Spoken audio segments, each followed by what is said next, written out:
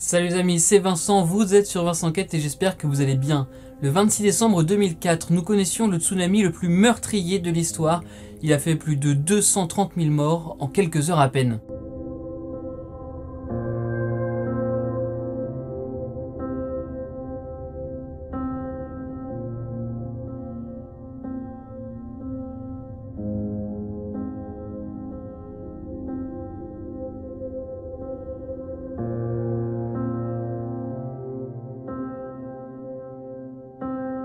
Nous sommes donc le dimanche 26 décembre 2004, il est 7h58 heure locale quand un séisme se produit au large de l'Indonésie. Sa magnitude entre 9,1 et 9,3 sur l'échelle de Richter, sa durée entre 8 et 10 minutes. Nous sommes sur la ceinture de feu du Pacifique, une zone de rencontre de plaques tectoniques où se concentre la majorité des séismes et des tsunamis. Quelques minutes plus tard, après ce séisme, c'est une première vague qui déferle sur l'île de Sumatra.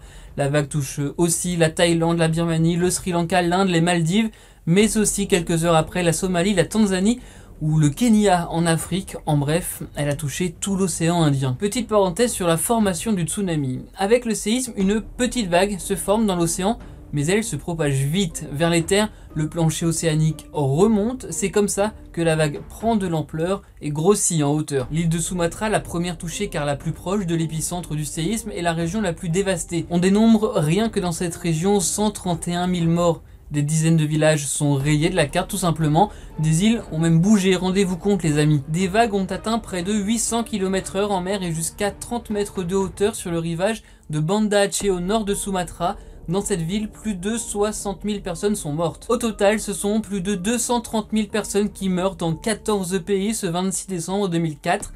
Parmi les victimes, il y a une quarantaine de nationalités. Le monde entier est touché par ce tsunami historique en cette période de Noël. Allez, je voulais aussi vous donner ce petit comparatif avec les 10 séismes, et non pas les tsunamis, les plus meurtriers depuis 100 ans. Avec par exemple 242 000 morts en Chine en 1976 ou encore 200 000 morts en Haïti en 2010, 142 000 au Japon en 1923. Retour en 2004, en ce lendemain de Noël, plus d'1 million de personnes deviennent sans abri, des pollutions sont signalées, mais le monde touché, je vous l'ai dit, se mobilise aussitôt. Plus de 13,5 milliards de dollars sont levés en quelques jours. En 2004, il n'existe pas de moyens d'information sur les tsunamis dans l'océan Indien. Aucun message n'a été diffusé, même après que Sumatra a été touché.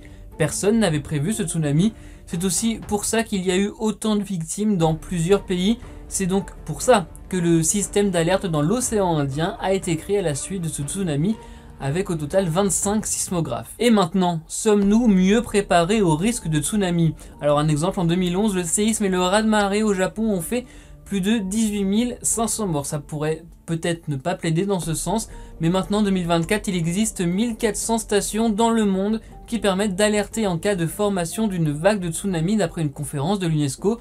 Alors oui, a priori, nous disposons de plus d'informations pour se préparer au plus vite à un tsunami. En Indonésie, de plus en plus d'exercices sont réalisés, notamment dans les écoles, afin de connaître les plans d'évacuation, ce qui n'était pas le cas en 2004. La population ne connaissait pas le risque. Un autre élément que je vais rappeler, quand l'océan recule, c'est le signe d'un tsunami qui arrive. L'eau est en fait aspirée après le séisme, pour faire très schématiquement, et quand elle revient, c'est avec une puissance inimaginable quelques dizaines de minutes plus tard. Cela, les gens et notamment les vacanciers en Thaïlande ou en Indonésie ne le savaient pas forcément. Maintenant, l'information est bien plus répandue, et si vous ne le saviez pas et qu'il y a une info à retenir de cette vidéo, c'est bien celle-là. Merci les amis d'avoir regardé, j'espère que vous en savez plus et que vous allez retenir ces éléments, notamment l'océan qui recule.